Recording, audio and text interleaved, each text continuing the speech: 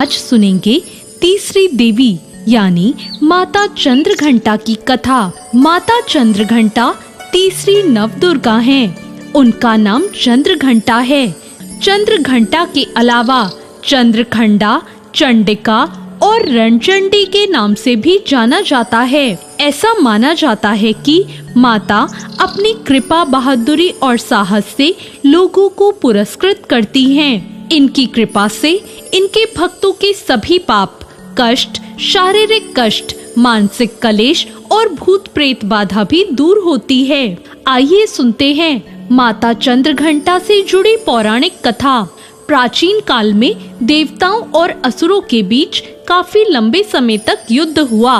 उस दौरान असुरों का राजा महिषासुर था और देवताओं के स्वामी इंद्र थे। युद्ध में असुरों की जीत हुई और महिषासुर ने देवलोक पर विजय प्राप्त करके भगवान इंद्र का सिंहासन हासिल कर लिया।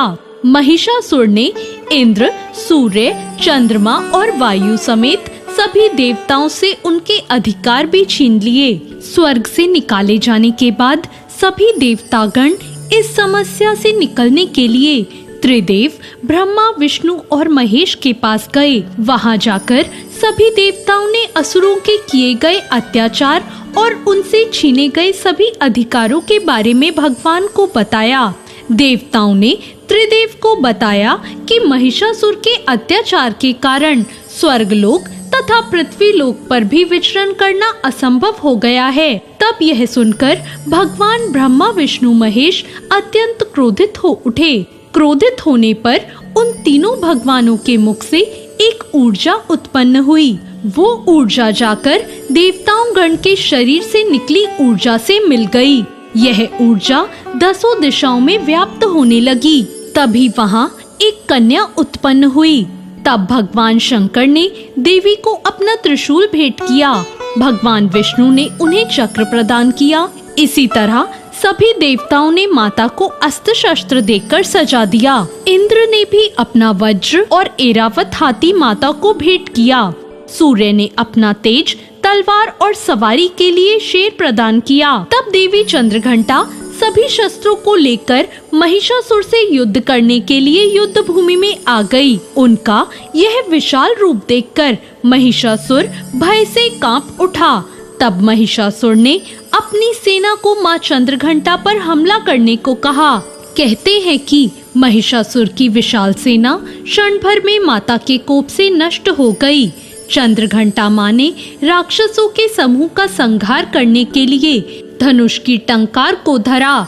वैसे ही माता के सिंह ने भी दहाड़ना शुरू कर दिया और फिर माता ने घंटे के शब्द से उस ध्वनि को और बढ़ा दिया, जिससे धनुष की टंकार, सिंह की दहाड़ और घंटे की ध्वनि से संपूर्ण दिशाएं गूंज उठी। उस भयंकर शब्द और अपने प्रताप से देवी ने दैत्यों के समूह का संहार कर देवताओं को विजय दिलाई। इस तरह मां चंद्रघंटा ने असुरों का वध किया और देवताओं को अभय दान देते हुए अंतर्ध्यान हो गई। नवरात्रि के तीसरे दिन माता दुर्गा के चंद्रघंटा स्वरूप की विधि विधान से पूजा करें और इस मंत्र ओम देवी चंद्रघंटाय नमः का जाप करें।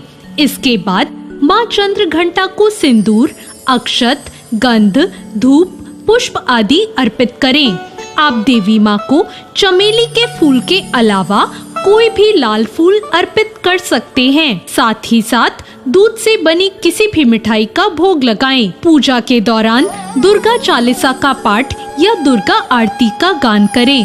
तो ये थी माँ चंद्रघंटा की पौराणिक कथा। आपको ये कथा कैसी लगी कमेंट करके जरूर बताएं और साथ ही मेरे चैनल भक्ति ज्ञान को सब्सक्राइब करना ना भूलें। धन्यवाद।